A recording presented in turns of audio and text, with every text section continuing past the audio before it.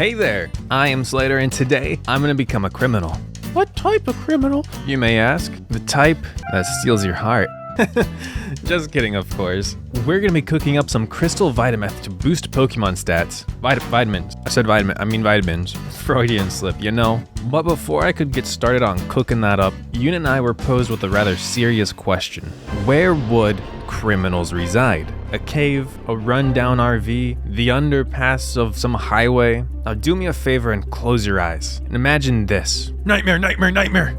Sorry, I just had to do that. But seriously, close your eyes and try to picture a building of some sort that's just filled with genuinely terrible people. We wanted a building that the very bones and structure felt like it was just designed for corruption. We wanted a building that would host the most self-centered, easy to bribe, disgusting... We built the White House. It's the White House. You can open your eyes now. More accurately, we schematic the White House because that's what criminals do. We didn't build the two wings though.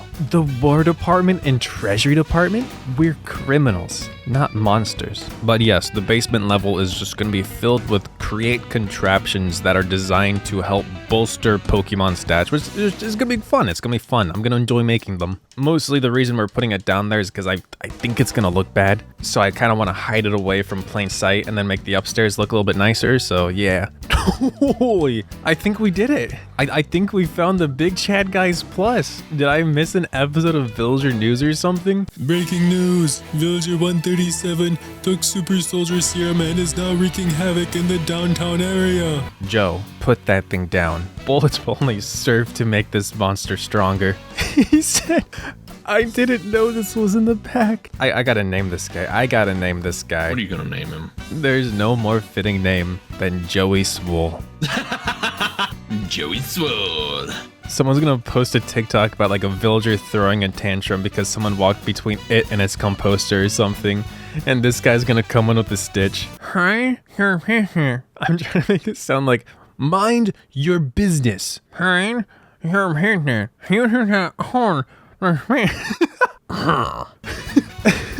am I? Right. Oh, shoot. I'm supposed to be doing illegal stuff right now. Whoopsies. At least now we know. We got a bouncer upstairs to watch over this place while I'm offline. No one's gonna be messing around with Joey Swole. Okay, so this entire downstairs area is solely for me to create some freaky machines that make Pokeroids. And so the first thing I want to set up is gonna be a little bit crazy, which is a Netherrack to Redstone converter. If you know Create, you probably already know where this is going. If you don't, I'll explain it to you. First up, I'm gonna need some lava to power everything. I don't need a ton, I just need a consistent supply, and dripstone is just the easiest way to do that right now. Now you're probably posing the question, hey, this is survival. How'd you get a creative motor? And to that little guy, I say, easy. Yoon and I went out and beat 50 of every Pokemon type, which completes a quest that gives you a creative motor. And more accurately, Yoon did. I helped a little. I killed like a grass type here and there. She was on the grind. Like, I have not seen a Dratini spawn in a week because she instilled a fear that they are never going to recover from. But yes, with this big old tank of lava, I can fill up blaze cakes to make my blaze burners run extra hot and spicy, which then leads into these next two massive tanks I need to build. The first of the two tanks is going to be filled with awkward potions, which is of course made from water and netherwort, but it has to be blended above a extra hot blaze burner, so that's what I need the blaze cakes for. So I'll take those, put it in another mixing bin thing, add some blaze powder, and bada bing bada boom, a system that brews strength potions. With strength potions, all I need to do now is set up a system that uses spouts to spurt the strength potion onto some cinder flour, which is made from crushing netherrack. And since each piece of netherrack has a 50% chance to produce an extra cinder flour, every stack of netherrack turns into about a stack and a half of redstone using the system. Now, getting enough netherrack to make this worthwhile would normally be a bit of a problem. However, this pack has a really nifty little tool to help me out with that, and that is the building wand. And the Building Wands mods magic bags. Building Wands mods. That just felt weird to say. So I can slap a pickaxe into the building wand, set it to destroy, head to the nether, and then just right click to mine. Keep in mind this does work better if I set it to vein, but I'm not looking to get too much right now, just enough to kind of test the system a little bit. Okay, so a couple thousand of this. Keep in mind that 10,000 netherrack will turn into roughly 15,000 redstone. So this system should be good enough. I still have a couple more things I need to make though. This next machine is gonna be a lot simpler though. It's gonna be turning cobblestone into quartz. This is something I actually discovered how to do when I was trying to get enough quartz for the schematic cannon for the White House. So what it's gonna do is gonna take cobblestone, put it through a grinding wheel to crush it into gravel, put it through more grinding wheels to crush the gravel into sand, and then I take that sand and I haunt it into soul sand. Haunting is using the blue flames. And then once I get the soul sand, I can wash it into quartz. Note that the system has less than 1 quartz produced per cobblestone, but I only need 1 quartz per 8 redstone to make rose quartz, so it's not going to be really problematic at all. You can automate that, Blaze. You need to give them a straw. Watch. So now he has that. He can take the fluid from fluid pipes. We can take the lava, go into there.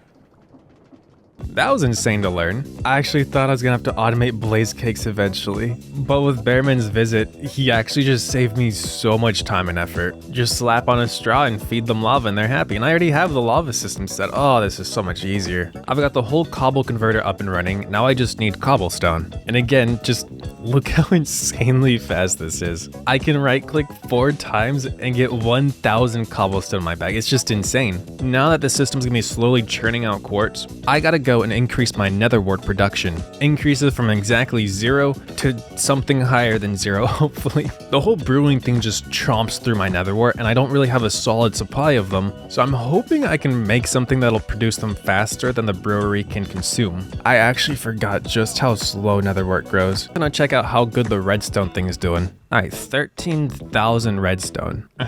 It's good, it's a start. But let me do just a little bit of math for you. 1 rose quartz turns into 1 medium XP candy, which costs 8 redstone and 1 quartz. 4 medium candies turns into 1 large candy, which costs 32 redstone and 4 quartz. 4 large candies turn into 1 extra large candy, costing 128 redstone and 16 quartz. So for a single stack of extra large candy, I'm gonna need 8,192 redstone and 1,024 quartz. So 13,000 redstone's good, but I'm gonna be going for thousands of these extra large candies, so I'm probably gonna need millions of redstone. And it poses the question, is this possible? Probably. Considering how this system's barely been online and I've made a stack, it should be okay. It's doable. Kiwi, can you turn around? The portal's not lighting for some reason. The item collector picked up like 3 of the photos of Kiwi. Skittles, no. They're of the same field type, be careful, Skittles. Is this what you wanted, Slater? Yes. Is this good enough bookie breeding for you? Are you enjoying this? What are your IVs? I mean, if we're gonna do it, might as well at least do it right. Nice. New farm grinder thing. All the farms I have right now are for making XP candy. What I need now is an auto brewing system to make me medicinal brews for vitamins. Now, if you know what like a vanilla auto brewer looks like, it's gonna be pretty much just like that, except smart chutes are just gonna make things easier. Honestly, this is a pretty quick setup. So the only thing I'm gonna have to actually do with the brewing stands is put blaze powder in it from time to time, but that's not too bad. And for medicinal brew, it's medicinal leeks and water bottles, so I don't even have to make awkward potions as a middle ground. It just goes straight into the medicinal brew, which is so nice. So nice. It made things so much simpler. Now, hopefully this system just works as intended and I don't have to worry about it. I made a mistake. I made a big mistake. Water bottles aren't stackable. I knew this. I knew that. I didn't know that the depots would throw a fit like this. I thought they would just sit there and wait. But when the vault's full, they're just flying all over the place. I don't know how to fix this. Wait, hold on. I'm getting one of those.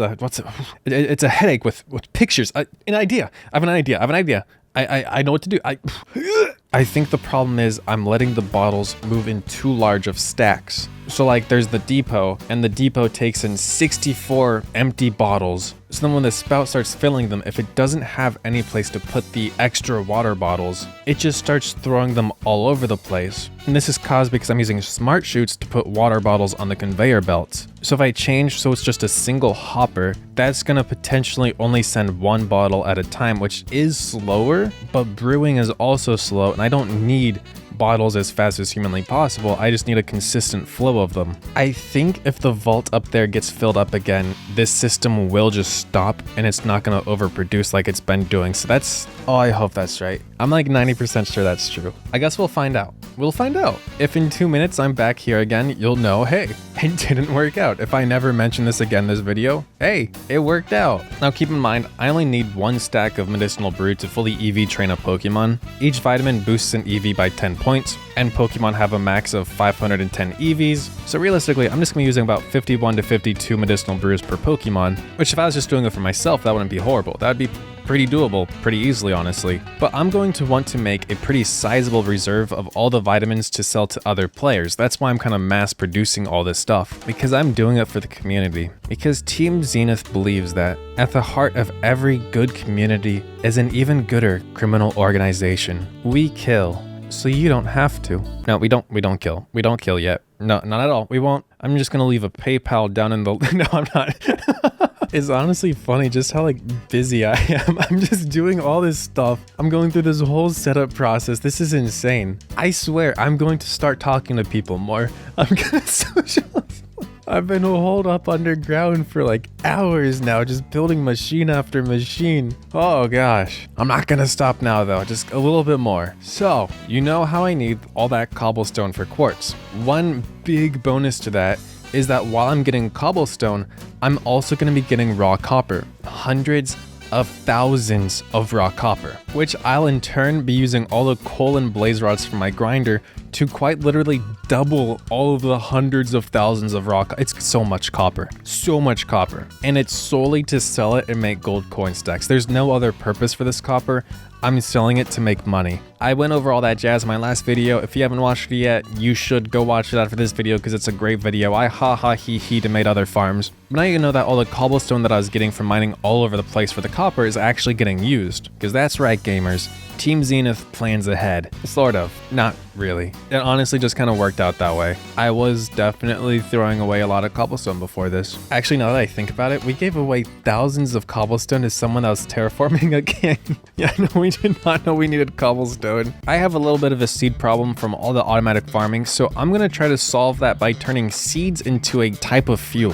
Biomass pellets. Biomass pellets unfortunately don't actually work with smelters, but they do work with all the flying machines and normal furnaces and stuff like that, which with Create, I don't actually exactly need to smelt stuff normally, so if I'm being 100% honest, this is just my way to not throw away thousands of seeds. So the seeds get turned into seed oil. If I mix the seed oil with something biodegradable, like sticks, I get biomass. I can take that biomass, slam it into baby pellets, and that's it. That's really just it. Only thing is, I can't really just keep feeding this thing sticks, mostly because I'm already tired of having to manually put them in. There we go. This thing auto shoots bone meal onto poppies, which gets sucked in by an item collector that conveyor belts them into mixing basins that then turn them into biomass pellets. Is this overkill for a project I don't really need? Yeah. Oh yeah. Will I eventually find a way to use all of these pellets? No. Hopefully, but probably not. This is stupid. I don't need this. And so the time has actually come. Joe's gonna be converting gold coin stacks into a new form of currency, the Joe coin. I haven't been showing it since this is a boring process, but I've been converting all of that copper for a little while now. I've hidden some of it around, but most of our stash is right here with about 7,000 gold coin stacks. And now my math could be wrong, but for 7,100, that would be a total of roughly 730,000 copper ingots converted into coins. Yo, this took so long. Plus, a couple 100,000 more copper is getting smelted right now. I have so much copper. We've reached a consensus. He is cutting us a deal. To save us time and effort from converting all the copper we currently have smelting into coins, he's going to give us 1,235 Joe coins. And that's an okay amount to get started. Like, we'll be able to earn more as time goes on. Not exactly sure what we're gonna spend it on yet, but okay, so it turns out we have more money than everyone else on the server combined with hefty room to spare. Like, a lot more. I think that means we win, or something. Now I just want to give all you a heads up. The SMP is going through a massive change right now, so I'm going to be spending a little bit of time helping with that, but it's definitely something to get excited for. Hopefully scheduling for a tournament that's going on is going to work out in my favor. If not, that's okay. I really hope that I can get there though. It'll be a lot of fun and I want to participate. If I'm not able to make it, I'm just going to claim they scheduled it to avoid fighting my team and just say it's a Team Zenith victory. But yeah, next video on the server is going to feel a lot different than this one, so definitely get excited for that. I sure am. Thank you all for watching. My name is Slater. If you have made it this far and haven't subscribed yet, it would absolutely mean the world to me if you did. I will see you next time.